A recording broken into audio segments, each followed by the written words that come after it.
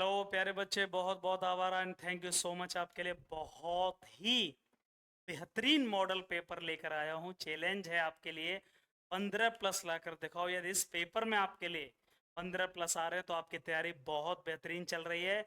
बहुत ही जल्दी इंग्लिश के बहुत बेहतरीन मैं मॉक टेस्ट लेकर आने वाला हूँ। 100 और 150 साथ में पैसेज आने वाले हैं, बहुत बेहतरीन। प्लीज एक दो दिन आप वेट करिएगा, थोड़ा टेक्निकल इश्यूज चल रहे हैं हमारे जो सेटअप है उसमें, उस वजह से देरी हो रही है। ये देख रहे होंगे वीडियोस में आवाज वगैरह का इश्यू आ रहा है।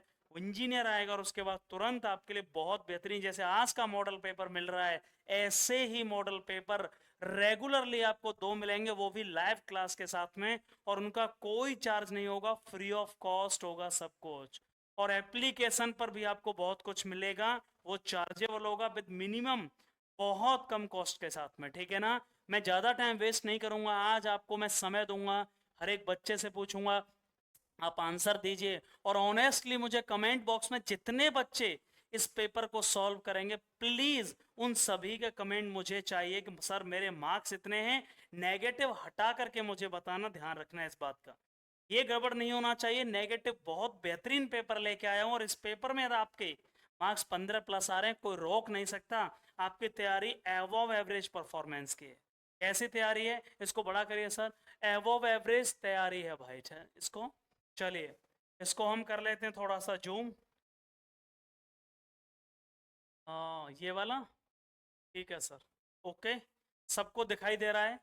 मैं पहले इसको, पहले क्वेश्चन को ही खोलता हूँ, थोड़ा सा इधर कर लेते हैं जिससे आपको दिक्कत ना हो। एयरफोर्स ओपन टेस्ट सीरीज है भाई, all India mock test series है। इसमें पहला क्वेश्चन स्क्रीन पर आपके सामने भाई, एक बार भाई सर बड़ा कर दीजिए इसे। दिख रहा है कि नहीं क्लियर? सर बता दीजिए फटाफट से। पहला क्वेश्चन स्क्रीन पर आपके सामने, identify the synonyms of the given word.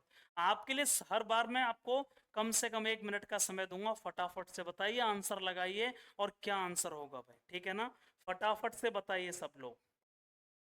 Identify the synonyms of the given word. जो आपने लगाया हो झूठ मत बोलना, सॉल्यूशन के बाद में आपको बताना है कि मेरे कितने मार्क्स आए और सर नेगेटिव में इतने हट चुके हैं। आंसर हो गया डन सबका? मैमोथ एक वर्ड है, इसका सिनोनिम्स बताना है। वाइल्ड होगा, ग्रिडी होगा, ह्यूज होगा या स्ट्रेट होगा? फटाफट से बताइए। मैमोथ में समय खत्म हो रहा है आपका, समय खत्म। अब इसकी एक्सप्लेनेशन मैं दे रहा हूं। मैमोथ किसे कहते हैं प्यारे बच्चे? कोई भी चीज जो बहुत बड़ी है, बहुत ह्यूज है, बहुत ही इनॉर्मस है। कैसी है?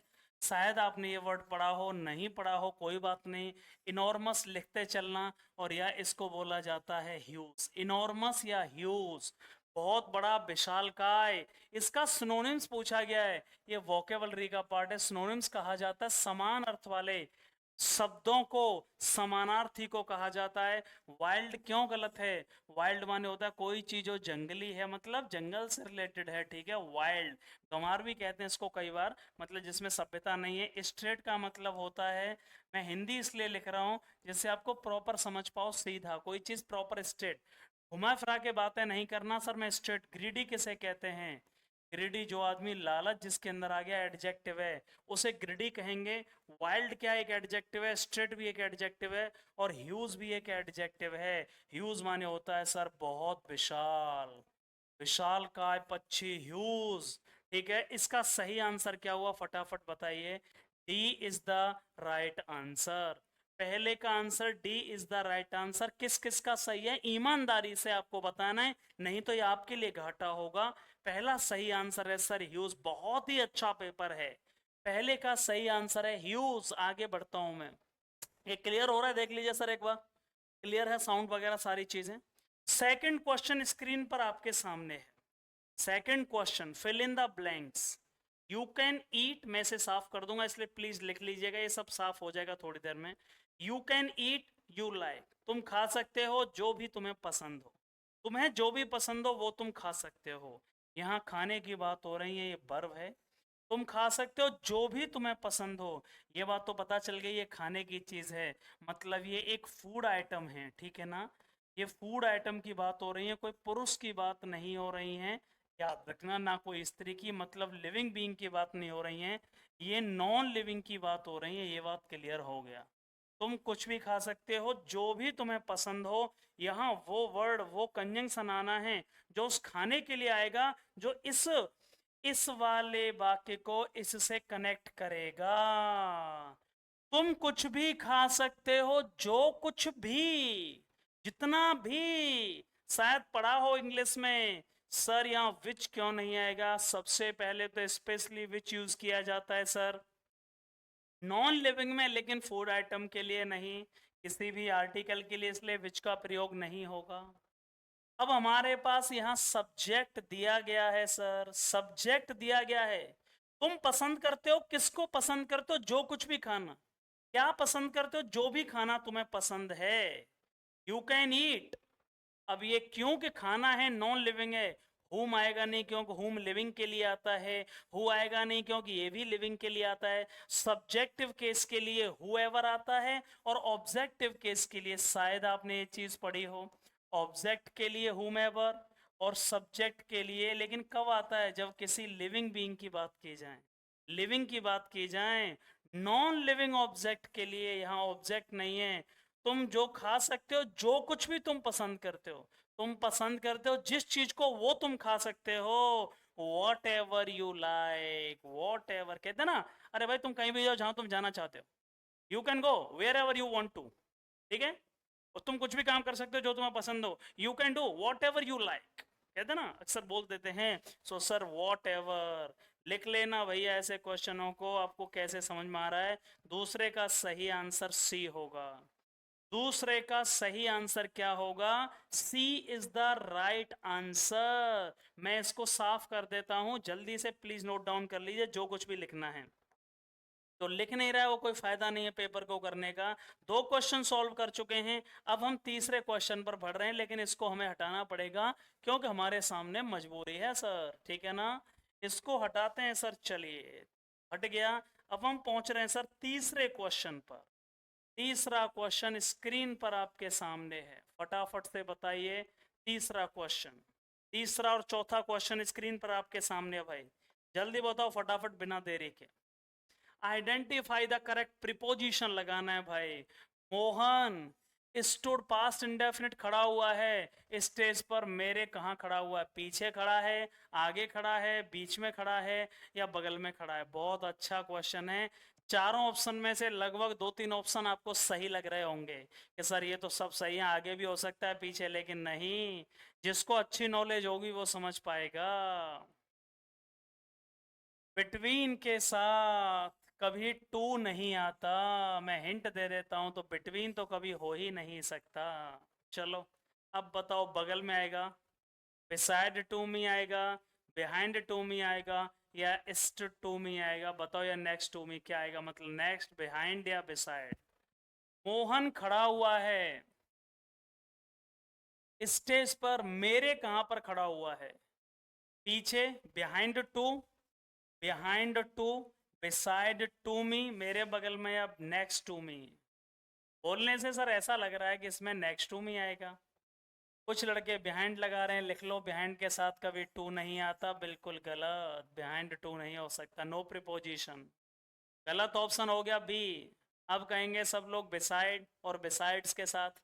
प्यारे बच्चे, ये भी गलत है, बिसाइड के साथ यहाँ मेनली टू का प्रयोग बहुत कम केसों में होता है, बिसाइड टू मी। सही क्या होगा? नेक्स्ट टू मी लिख लेना। नेक्स्ट फिक्स वर्ड है, हमेशा आने वाला प्रीपोजिशन तुरंत टू होगा, याद रखना।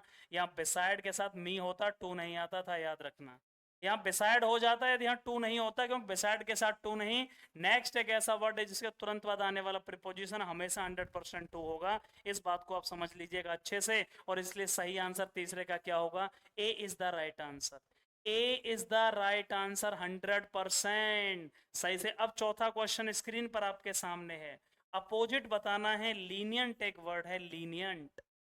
लीनियंट का अपोजिट बताइए फटाफट से, समय दिया गया आपके लिए, समय दिया गया भाई। अपोजिट मतलब जिसका अर्थ उल्टा हो। लीनियंट शब्द का जो अर्थ है, इसके ठीक उल्टा अर्थ वाला शब्द बताइए। विलोमार्थी इंग्लिश में इनको कहा जाता है, शायद आपको पता होगा, बताने की मुझे लगता है कोई जरूरत नहीं है। विलोमार्थी, लीनियंट एक एडजेक्टिव है, मैं ये भी बता देता हूं। लीनियंट एक एडजेक्टिव है प्यारे बच्चे, ये भी आते हैं ये भी पेपर में आता है कि बताओ लीनियंसी क्या है, एक नाउन है, लीनियंट एक एडजेक्टिव है, पोलाइट एक एडजेक्टिव है, ठीक है ना, पोलाइटनेस एक नाउन है, ब्यूटीफाई एक वर्ब है, ब्यूटीफुल एक एडजेक्टिव है, ब्यूटी एक नाउन है, ब्यूटीफुली एक एडवर्ब है। यदि ये भी आपको आज नहीं पता तो इसका मतलब आप तैयारी नहीं कर रहे हैं। लीनियंट एक एडजेक्टिव, और लीनियंट माने होते हैं बहुत ही आदमी कैसा स्वभाव है उसका, सज्जन स्वभाव है, बहुत ही सरल स्वभाव है, मतलब आप कह सकते हो कि वो काइंड हार्टेड बंदा है, वो दिल से बहुत ही काइंड हार्टेड बंदा है, ठीक है ना, दयालु कह सकते हो। लीनियंसी कहते हैं बहुत ही सहजता के साथ, तरीके प्रॉपर, कितना सर आप लीनियंटली बातें कर रहे हैं बच्चों से, मतलब बहुत प्यार से बातें, बहुत ही सहजता के साथ। इसका उल्टा बताइए क्या होगा। स्ट्रिक्ट माने होती है कठोरता, ये हो सकता है, जब आप किसी से बहुत कठोरता के साथ बोलते हैं तो ये आंसर हो सकता है, आगे देखेंगे, पर हो सकता है बिल्कुल। लीनेंट माने बहुत सिंपल सहज तरीके से, बहुत प्यार से। स्ट्रिक्ट कहते हैं बहुत कठिनाई से, ठीक है ना। बिलिटिल किसे कहते हैं, किसी की बेइज्जती करना, किसी को छोटा दिखाना, बेइज्जती। लिटिल माने छोटा, बी लिटिल माने एक वर्ब है, बी लिटिल एक वर्ब है, स्ट्रिक्ट एक एडजेक्टिव है, मैस केयर। ओहो, मैस केयर तो पता होगा कि नहीं पता है भाई। मैस केयर का मतलब होता है जीनोसाइड, जब बहुत सारे ग्रुप में लोगों को मारा जाए उसे मैस केयर कहते हैं। कहते हैं ना नरसंहार हुआ है, हिंदी किसे कहते हैं, नरसंहार हुआ है, नरसंहार। पुरुषों को मारा गया है बहुत बड़े लेवल पे, बहुत बड़े ग्रुप में किसी जाति को मार दिया गया है, मैस केयर जीनोसाइड कहा जाता है। और अफ्लुएंट भी एक एडजेक्टिव है, अफ्लुएंट का मतलब होता है रिच या धनवान, रिच या धनवान, अफ्लुएंट। सही आंसर क्या हुआ बताइए, strict is the right answer. Opposite बताना था भैया। लिख लीजिए सारे मीनिंग फटाफट से, जल्दी मैं साफ करने वाला हूँ। स्क्रीनशॉट ले लिया करो भैया, मैं इसकी पीडीएफ कॉपी भेज दूंगा टेलीग्राम चैनल पर, लेकिन उसमें ये सब नहीं मिलेंगे लिखा हुआ, मिट जाएगा ये, ठीक है ना। आगे बढ़ते हैं भैया, आगे बढ़ते हैं, फटाफट से मुझे सही से बताना कितने क्वेश्चन सही जा रहे हैं प्यारे बच्चे। अगला क्वेश्चन, चलो सॉरी, पांचवा क्वेश्चन भाई, बहुत अच्छा क्वेश्चन, ग्रामर का क्वेश्चन। बताओ भाई फटा, पांच और छठवें क्वेश्चन को बताओ। Select the correct preposition, correct preposition select करना है भाई पांचवें क्वेश्चन में, करेक्ट प्रिपोजिशन सेलेक्ट करना है पांचवें क्वेश्चन में, फटाफट से बता दो।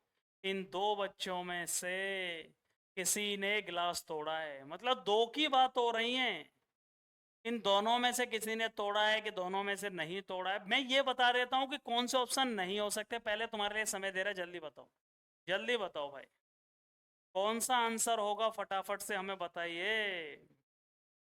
सर दो के लिए कभी नन यूज नहीं होता, नन तीन के लिए यूज होता है, इसलिए ये आंसर नहीं होगा। नन तीन के लिए यूज होता है। एनी क्यों नहीं होगा सर, एनी भी दो से ज्यादा में से कोई एक लेना हो, दो से ज्यादा में से कोई एक की बात हो तब हम बात करते हैं एनी, दो से ज्यादा में से एक लेना हो तो एनी, ये तो दो की बात हो रही है। Every, every of the two, कभी भी एवरी ध्यान रखिएगा, अकेला यूज हो ही हो तो सकता है, बट एवरी वन यूज होता है। एवरी एक एडजेक्टिव है, इसके तुरंत बाद में नाउन आती है, every boy, every student. Every कभी अकेला यूज नहीं हो सकता, इसके तुरंत बाद में नाउन या प्रोनाउन, प्रोनाउन आ नहीं सकता, नाउन का आना जरूरी है क्योंकि एक एडजेक्टिव है। एवरी एक एडजेक्टिव है, इसलिए इसके तुरंत बाद में नाउन का आना जरूरी है। यहाँ नाउन नहीं आ रही इसलिए प्रिपोजिशन नहीं आ सकता, इसलिए ये नहीं होगा। Neither is the right answer, दो में से कोई नहीं। नाइदर कब यूज होता है, दो में से, दो में से कोई नहीं, दोनों लड़कों में से किसी ने भी इस गिलास को नहीं तोड़ा है। नाइदर नेगेटिव होता है इसलिए कभी इसके साथ नोट नहीं आएगी, हमेशा इसमें नोट छुपा रहता है, नेगेटिव सेंस होता है, इसलिए याद रखना, याद रखना प्यारे बच्चे, नाइदर के साथ कभी नोट नहीं आएगी, बाकी को पॉजिटिव बनाया जाएगा। नन हमेशा तीन या तीन से ज्यादा के लिए यूज होता है, लिख लेना, तीन या तीन से ज्यादा में से कोई नहीं के लिए नन, और दो या दो से ज्यादा में से कोई नहीं के लिए, मतलब दो में से कोई नहीं के लिए नाइदर, और तीन या तीन से ज्यादा में से कोई नहीं के लिए, तीन में से कोई नहीं के लिए नन। और याद रखना एनी कब यूज होता है, जब तीन से ज्यादा लोगों में से कोई एक चूज करना हो, 1 out of 3, 1 out of more than 3, एक चूज करना हो तब हम एनी लगाते हैं, इसलिए सही answer B is the right answer. B is the right answer. Deer का प्लूरल तो शायद पता होगा। डियर का प्लूरल क्या होता है? कुछ ऐसे नाउन है इंग्लिश में जिनके प्लूरल और सिंगुलर सेम रहते हैं। डियर एक सिंगुलर है और इसका प्लूरल भी लिख लेना क्या होता है, इसका प्लूरल भी डियर ही होता है। क्या होता है इसका प्लूरल भी? इसका प्लूरल भी डियर होता है। कुछ ऐसे नाउन हैं जिनके सिंगुलर प्लूरल सेम रहते हैं, चेंज नहीं होते हैं। जैसे सीप का प्लूरल बताओ क्या है? सीप का प्लूरल भी क्या है प्यारे बच्चे? सीप है। ठीक है, इसे पता चलता है। कुछ ऐसे नाउन है जिनके प्लूरल और सिंगुलर सेम होते हैं, तो डियर का प्लूरल केवल क्या रहेगा? डियर ही रहेगा। डियर का प्लूरल क्या रहेगा? डियर ही रहेगा। 7वां क्वेश्चन स्क्रीन पर आपके सामने, 7वां क्वेश्चन स्क्रीन पर आपके सामने, फटाफट से देखते चलिए भाई। 7वां क्वेश्चन स्क्रीन पर आपके सामने, मैं इरेज कर देता हूं भाई। ठीक है, मैं इरेज कर देता हूं और स्क्रीन पर 7वां क्वेश्चन आपके सामने है। फटाफट से बताइए। एक क्वेश्चन आना ही है, पैसे बॉयज, कोई रोक नहीं सकता। एक क्वेश्चन आना ही है, पैसे boys. Mango test delicious. Mango एक नाउन है, टेस्ट एक वर्ब है, डिलीशियस एक एडजेक्टिव है। ऐसा कोई फॉर्मेट आ जाए जब वर्ब के तुरंत बाद एडजेक्टिव आए, वर्ब के तुरंत बाद एडजेक्टिव आए, एडजेक्टिव, तो उसको आप पैसिव कैसे बनाते हैं फटाफट बताओ भाई। मैंगो, सच बात है कि आम कैसे होते हैं? अच्छे लगते हैं खाने में, मतलब स्वादिष्ट लगते हैं, डिलीशियस। तो क्या बनेगा इसका भाई पैसिव? शायद आपने रूल पढ़ा हो, जब वर्ब के बाद कभी एडजेक्टिव आए तो उसका क्या रूल होता है?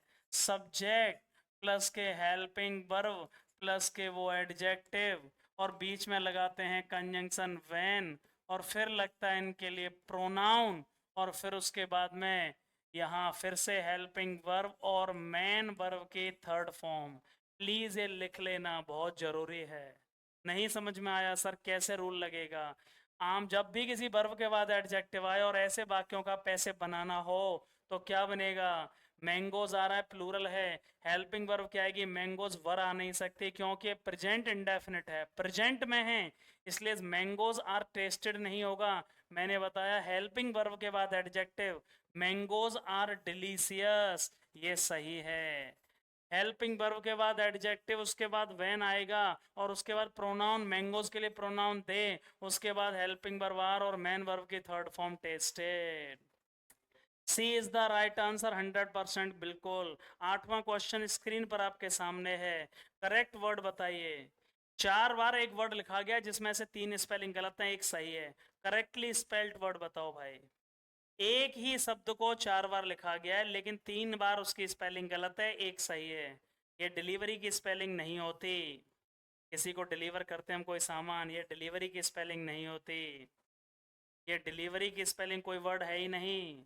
ये डिलीवरी की स्पेलिंग सही है। कहीं कोई पहुंचाना चीज़, डिलीवर करना। जब किसी माँ के बेबी होता है उसको भी डिलीवरी बोलते हैं, ठीक है ना? प्रोड्यूस करना, प्रोडक्शन।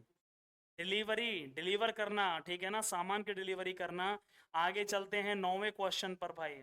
सही से बताते चलना कितना आपने कहा। 9वां क्वेश्चन स्क्रीन पर आपके सामने है।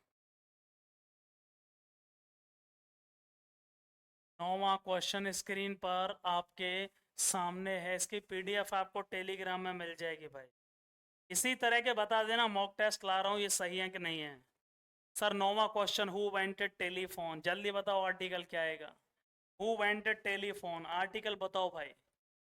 हु इन्वेंटेड, टेलीफोन की बात हो रही है, टेलीफोन याद रखना। ए आएगा, एन आएगा, दग, नो आर्टिकल। पूरे खाली टेलीफोन से पता नहीं चलेगा, पूरे सेंटेंस को समझो यार। ए और एन कब यूज होते हैं प्यारे बच्चे? ए और एन जब किसी चीज की फर्स्ट टाइम बात हो रही है, किसी चीज की फर्स्ट टाइम बात हो रही है तो हम ए और एन लगाते हैं सिंगुलर चीज दर्शाने के लिए। किसी चीज की फर्स्ट टाइम जब बात हो रही है।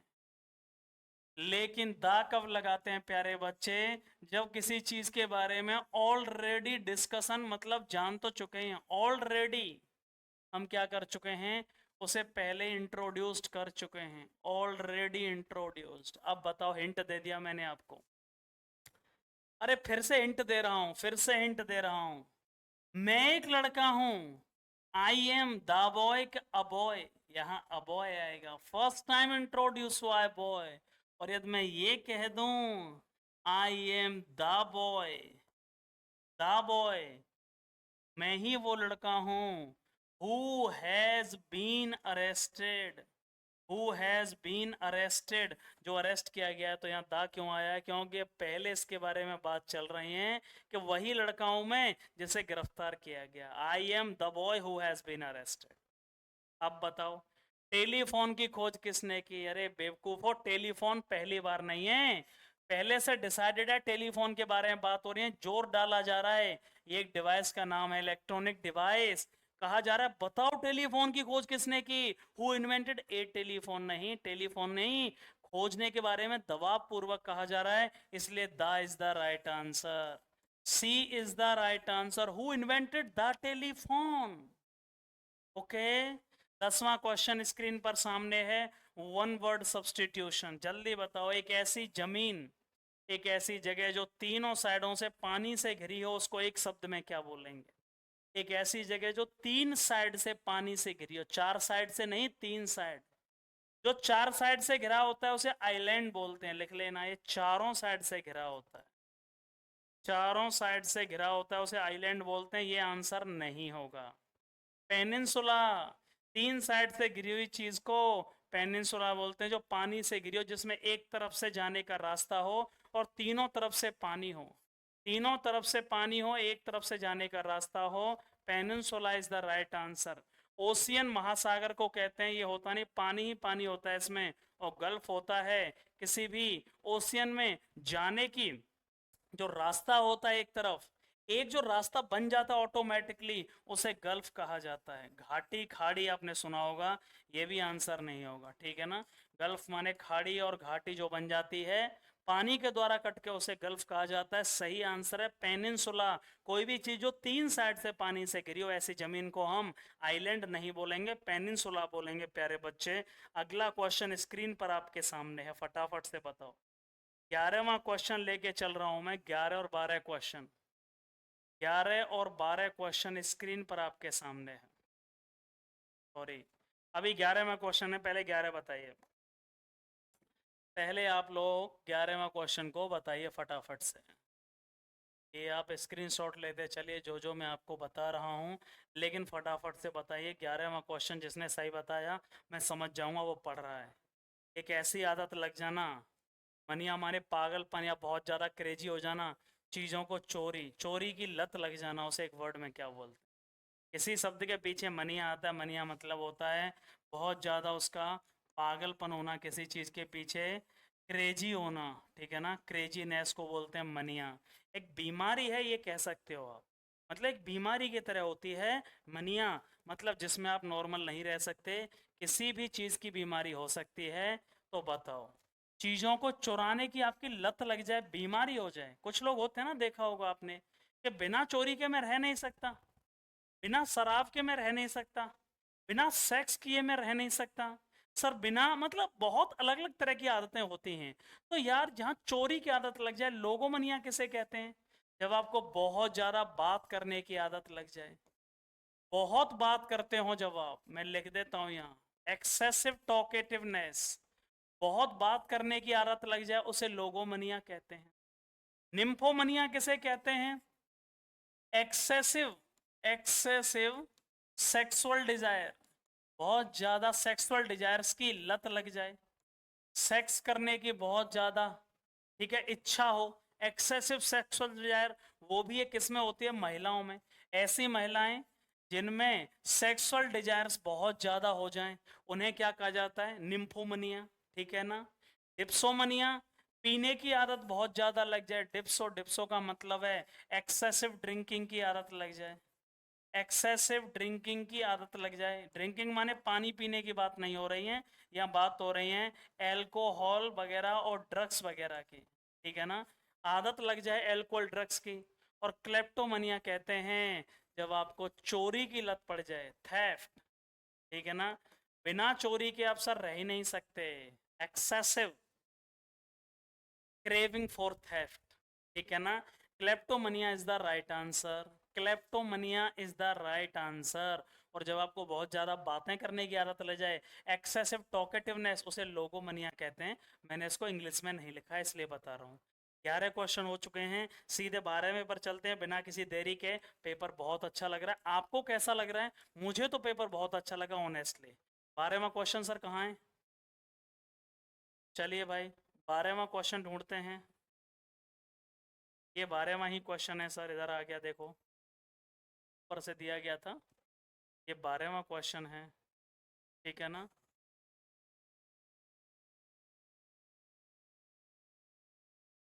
12वां क्वेश्चन एक बार हम इरेज कर देते हैं, एक बार इसको इरेज कर दिया जाए पूरे को। और अब उसके बाद आप बताइए फटाफट से, अभी पैसेज भी रह गया है। चलो फटाफट से बताओ 12वां क्वेश्चन, जल्दी से फटाफट से बताइए। 12वां question, the stepmother said crocodile tears on the death of her stop. यहाँ एक अंडर लाइन ली गई है और 12वें क्वेश्चन में कहा गया था, ऊपर आपने देखा होगा शायद। यस सर, यहाँ देखा होगा 12वें क्वेश्चन में क्या था। ये देखिए, ये कह रहा था कि बताओ भाई, आइडम फ्रेज है ये एक आइडम्स फ्रेज है। ये एक आइडम्स फ्रेज है, sad crocodile tears, step mother, सौतेली माने, क्रोकोडाइल टीयर्स, घड़ियाली आंसू, अपने बेटे की, अपने स्टेप सन, स्टॉप नहीं है ये स्टेप सन है, अपने सौतेले बेटे की मौत पर घड़ियाली आंसू गिराए।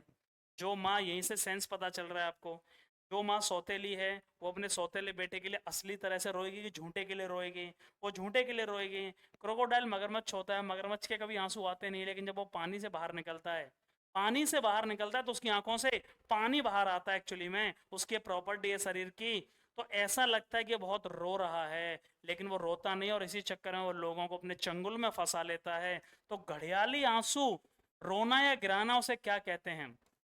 बिना किसी कारण के रोना नहीं, अपने बेटे के लिए रोना नहीं, अपने खून के आंसू रोना नहीं, फॉल्स टीयर्स ऑफ, झूठे दिखावटी आंसू, दिखावटी आंसू बहाना, फॉल्स टीयर्स ऑफ सॉरो। दुख होना है, ऐसा नाटक करना कि तुम कितने दुखी हो, लेकिन झूठे के आंसू आपके आ रहे हैं, आपने देखा होगा। झूठे के आंसू, ये false tears of sorrow, this is the right answer. 13वां क्वेश्चन स्क्रीन पर आपके सामने है, बहुत ही अच्छा क्वेश्चन। प्लीज 13वें क्वेश्चन को बताइए, स्क्रीन पर आपके सामने है। फिल इन द ब्लैंक्स बताना है प्यारे बच्चे, फिल इन द ब्लैंक्स बताना भाई, प्लीज बताइए फटाफट से जल्दी। फिल इन द ब्लैंक्स, मुझे नंबर सबके चाहिए कमेंट बॉक्स में। नहीं दिख रहा है तो मैं इसको और बड़ा कर देता हूँ, ये आप कहोगे तो मैं इसे और बड़ा कर देता हूँ। Fill in the blanks. The shepherd, जो गडरिया था, वाज लुकिंग आफ्टर ऑफ सीप, अपनी सीप को, सीपों के, उनको लुक आफ्टर माने उनको देख रहा था, देखभाल कर रहा था। जो गडरिया था, जो अपनी उनको सीपों को चरा रहा था, ले गया था उनको चारागाह में चराने के लिए। तो यहाँ बताइए, सीपों का बहुत, एक सीप थी कि उनका झुंड होगा, उनका झुंड होगा, तो सीपों के झुंड के लिए क्या आता है? क्या क्रू आता है? क्रू आता है क्या सीपों के झुंड के लिए? बताओ जल्दी फटाफट से, सारे कलेक्टिव नाउन है। जो सेलर का ग्रुप होता है, SAI, नाविकों के ग्रुप को क्रू बोलते हैं, ये आंसर होगा नहीं। सेलर के ग्रुप को फ्लीट, जहाज, पानी के जहाजों का जो ग्रुप होता है उसे फ्लीट कहा जाता है। फ्लॉ, गैंग, जो लुटेरे होते हैं, रॉबर्स, प्यारे बच्चे, रॉबर्स लुटेरे, डकैत, उनके समूह को गैंग कहा जाता है, बदमाश। ये सही आंसर है। सीप के लिए लिख लेना भाई, सीप का और पक्षियों के झुंड को, सीप के झुंड को, पक्षियों के झुंड को हमेशा क्या कहा जाता है? लिखो, फ्लॉक कहा जाता है। सीप के झुंड को, पक्षियों के झुंड को हमेशा फ्लॉक कहा जाता है। कलेक्टिव नाउन आनी थी कि बताओ, इनके समूह था, बहुत सारी भेड़ें थी, उनको गडरिया चरा रहा था या फिर देखभाल कर रहा था। 14वां क्वेश्चन बताइए, स्क्रीन पर सामने है, स्पॉटिंग एरर बतानी है। 1 मिनट का समय आपके लिए। The PM arrives in Dehradun tomorrow, कल देहरादून में PM पहुंचेंगे और आएंगे। कल देहरादून में PM पहुंच रहे हैं और पहुंचेंगे, जल्दी बताइए। The PM arrives in Dehradun tomorrow.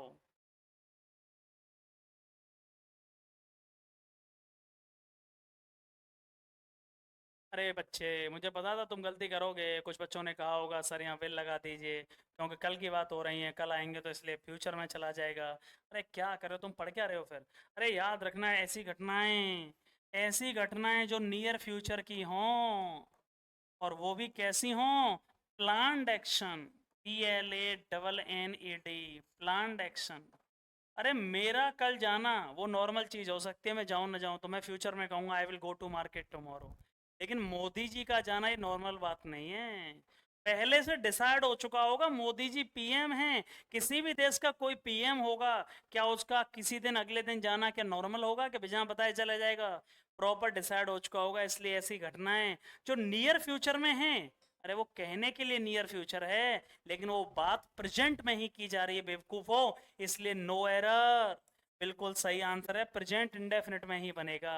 मैं जानता हूँ कम समझ में आया होगा, मैं जान रहा हूँ कम समझ में आया होगा, लेकिन जिन्होंने टेंस को अच्छे से पढ़ लिया होगा वो समझ गए होंगे सर ये नियर फ्यूचर की घटना है और वो भी प्लान्ड एक्शन है। यदि मैं कहूँ कि सर मैं कल आगरा जाऊंगा, तो आई गो टू नहीं होगा, आई विल गो टू होगा, आई शैल गो टू आगरा टुमारो। क्योंकि मैं एक नॉर्मल आदमी हूँ, पता नहीं किसकी बात हो रही है, लेकिन यही मैं कह दूं कि chief minister of UP will arrive in Agra tomorrow, तो गलत है, क्योंकि वो यूपी के चीफ की बात हो रही है, सीएम मजाक नहीं है, वो कंफर्म हो चुका है, तो वो होगा the chief minister of UP arrives in Agra tomorrow. लिख लीजिए बेटा फटाफट से। 15वां क्वेश्चन, डायरेक्ट इनडायरेक्ट हमेशा आएगा, छूट ही नहीं सकता, इसे छोड़ना मत। 15वें क्वेश्चन को थोड़ा सा ऊपर लिख लेते हैं प्लीज। 15वां क्वेश्चन डायरेक्ट इनडायरेक्ट, एक क्वेश्चन बिल्कुल कंफर्म है, कोई रोक ही नहीं सकता, कोई रोक ही नहीं सकता, एक क्वेश्चन इतना कंफर्म है सर, एक क्वेश्चन बिल्कुल कंफर्म है, कोई रोक ही नहीं सकता। 14वें क्वेश्चन का answer no error is the right answer, no error. बताओ, choose the correct indirect. He said to me, उसने मुझसे कहा, आई एट स्वीट्स, मैं मिठाइयाँ खाता था, पास्ट की बात हो रही है, पास्ट इंडेफिनिट, पास्ट इंडेफिनिट की बात हो रही है प्यारे बच्चे। आई एट, मैं खाता था, उसने मुझसे कहा पास्ट में, तो सेड टू चेंज हो जाएगा टोल्ड में, मी अपनी जगह पर रहेगा, इसलिए टू यहाँ आ रहा है, हटा दीजिए, और कॉमा इन्वर्टेड कॉमा हटा के दैट लग जाएगा, बिल्कुल सही है, यहाँ पर दैट लगा है चारों में, बिल्कुल ठीक है, लेकिन ये ऑप्शन होगा नहीं, हट गया, क्योंकि टू नहीं हटाया सेड टू को। आई किस में चेंज होगा? सब्जेक्ट के हिसाब से ही, तो यहाँ ही लगा है, यहाँ भी ही लगा है, और यहाँ भी ही लगा है। पास्ट इंडेफिनिट वर्ब की सेकंड फॉर्म, अरे भाई ईट की सेकंड फॉर्म क्या होती है? ईट, और इसकी सेकंड फॉर्म एट, और third form eaten, EATEN, third form क्या होती है? Eaten, eat ate eaten. Past indefinite को चेंज करेंगे पास्ट परफेक्ट में, पास्ट परफेक्ट किसे कहते हैं? नेवर आ रहा है, मतलब नहीं है। हैड प्लस के वर्ब की थर्ड फॉर्म, हैड प्लस के वर्ब की third form, B is the right answer, B is the right answer. He told me that he had eaten sweets. 15वां क्वेश्चन क्लियर हुआ। अब सीधे हम चलेंगे पैसेज आने वाला है प्यारे बच्चे, फटाफट से आपको सबको पढ़ने का समय मिलेगा, पैसेज को सबको पढ़ने का समय दूंगा मैं पैसेज को। भाई पैसेज को लाओ स्क्रीन पर, कहाँ गया पैसेज ये? ओके ओके, यही है यही है, चलो चलो, थोड़ा इधर ले लेते हैं भाई। ये पैसेज स्क्रीन पर आपके सामने है, प्लीज़ मैं इसे थोड़ा छोटा कर देता हूँ। हाँ पहले साफ कर लेते हैं इसको। पैसेज स्क्रीन पर आपके सामने है सभी को। मैं 3 मिनट का समय दे रहा हूँ, इससे ज़्यादा देना सही नहीं होगा, इससे ज़्यादा देना सही नहीं होगा। पैसेज लो, स्क्रीन पर आपके सामने है, लीजिए, स्क्रीन पर आपके सामने है पैसेज। सबको दिख रहा है? देखिए सर एक बार, पैसेज सबको दिख रहा है? फटाफट से बताइए। पैसेज स्क्रीन पर आपके सामने है, फिर उसके आंसर होंगे, फटाफट से पढ़िए। पैसेज स्क्रीन पर आपके सामने है सबके, फटाफट से इसको पढ़िए, और 2 मिनट का समय है, फिर हम आंसर देखेंगे। पैसेज स्क्रीन पर आपके सामने है। अरे किसकी बात हो रही है प्यारे बच्चे? बहुत सिंपल पैसेज है भाई। सीगल्स, अरे सीगल्स समुद्र में रहने वाले जानवर, वही सीगल्स, मतलब एक तरह की मछलियां। सीगल्स लिव ऑन द बीच पर रहती हैं, समुद्री किनारों पर मिलती हैं। दे ईट स्मॉल फिश, वो छोटी छोटी मछलियों को खाती हैं, ब्रेड भी खाती हैं। और सी वीड्स का मतलब होता है समुद्र में पाए जाने वाले जो वीड, बीज, मतलब जो भी कुछ मिलता है उसे खा जाती हैं। और सीगल्स रन क्विकली, बहुत तेजी से दौड़ जाती हैं, धूल पर भी, सैंड पर भी, और तेजी से उड़ भी सकती हैं आकाश में। मतलब ये धूल पर भी तेजी से उड़ जाती हैं, चलती हैं और आकाश में उड़ सकती हैं। और सीगल्स क्या करती हैं? विल रन और फ्लाई अवे, बहुत जल्दी भाग जाएंगी if you try to catch them, यदि तुम उन्हें पकड़ने की कोशिश करोगे तो सर वो तुरंत भाग जाएंगी। और there are many seagulls on the beach, और समुद्री किनारे पर बहुत सीगल्स होती हैं। यहां तक सीगल्स की बात खत्म। ये सीगल्स के बारे में बताया गया था, दोबारा पढ़ लीजिए। सीगल्स बीच पर रहती हैं, वो स्मॉल फिश खाती हैं, ब्रेड भी खा लेती हैं, सीवीड्स भी खाती हैं। सीगल्स रन क्विकली, जल्दी दौड़ जाती हैं। वो मिट्टी में भी चल सकती हैं और आकाश में उड़ भी सकती हैं, जमीन पर भी चल सकती हैं। सीगल्स बहुत जल्दी चली जाएंगी, या तुम इन्हें कोशिश करोगे पकड़ने की, भाग जाएंगी। और सर बहुत सारी सीगल्स होती हैं बीच पर। अब दूसरी बात हो रही है क्रैब्स की। केकड़े टाइप के होते हैं समुद्री किनारे। क्रैब्स ऑल्सो बीच पर पाए जाते हैं, समुद्री। दे ईट श्रिम्प, कीड़े मकोड़े खाते हैं। ओशियन के पेड़ पौधे छोटे वो खाते हैं। ये भी स्मॉल फिश खाते हैं। इन दोनों में कॉमन क्या चीज खाते हैं? Small fish. क्रैब जो होते हैं धीरे धीरे चलते हैं, क्विकली क्रॉल, रेंगते हैं क्विकली, जल्दी ऑन द सैंड, जमीन पर जल्दी रेंग के चलते हैं। और ओशियन में भी। और क्रैब विल क्रॉल अवे, वो भी भाग जाएंगे if you try to catch them, तुम उन्हें पकड़ने की कोशिश करोगे तो। वो क्रॉल का मतलब है सर वो रेंग कर जल्दी भाग जाएंगे। और there are many crabs on the beach, beach पर क्रैब्स भी बहुत पाए जाते हैं, but it is not always easy to see them, लेकिन वो दिखाई नहीं देते, इतने छोटे होते हैं। It is not always easy to see them, उन्हें देखना आसान नहीं है क्योंकि बहुत साइज में छोटे होते हैं, इसलिए देखते नहीं। ये हो गई क्रैब की बात। तीसरी बात हो रही है स्टार फिश की। स्टार फिश भी बीच पर रहती हैं। वो क्या खाती हैं? क्लैम्स खाती हैं, ओस्टर्स खाती हैं और स्मॉल फिश। ओहो, इन तीनों में एक चीज तो कॉमन आ गई, ये भी स्मॉल फिश खाता था और ये क्रैब्स भी स्मॉल फिश खाते थे और ये भी स्मॉल फिश खा रहे हैं। स्टार फिश मूव स्लोली, धीरे धीरे चलती है, ऑन द सैंड पर नहीं चला जाता, जमीन पर धीरे। और ओशियन में भी स्टार फिश भाग नहीं पाएंगे, विल नॉट मूव अवे, भागेंगे नहीं if you try to catch them, तुम उन्हें पकड़ने की कोशिश करोगे वो ज्यादा तेज नहीं चल पाएंगे। There are few starfish, बहुत कम पाई जाती हैं बीच पर। फ्यू का मतलब है ना के बराबर, न के बराबर पाई जाती है। इसका पहला क्वेश्चन बताइए। पहला क्वेश्चन स्क्रीन पर आपके सामने है, पहला क्वेश्चन फटाफट बताइए सर। स्क्रीन पर आपके सामने है पहला क्वेश्चन। पैसेज को मैंने कितना जल्दी और अच्छे से आपको समझा दिया है। सीगल्स, क्रैब और स्टारफिश तीनों मिलकर ऐसी कौन सी चीज है जो तीनों खाती हैं? देखो, क्लैम्प तीनों नहीं खाती, ब्रेड तीनों नहीं खाती, हाँ फिश ओनली नहीं, फिश खाती हैं तीनों। क्या खाती हैं? फिश खाती हैं, और भी चीजें खाती हैं, पर उसने तीनों पूछा है कि तीनों ऐसी कौन सी चीज खाती हैं जो तीनों में कॉमन हो। तो वो कॉमन चीज बताइए बेटा, क्या है? वो है फिश। फिश ओनली नहीं होगा क्योंकि वो और भी चीजें खाती हैं, वो और भी फिश हो गया। कौन सा एनिमल है जो तेज नहीं दौड़ सकता? अभी बताया था, स्टार फिश।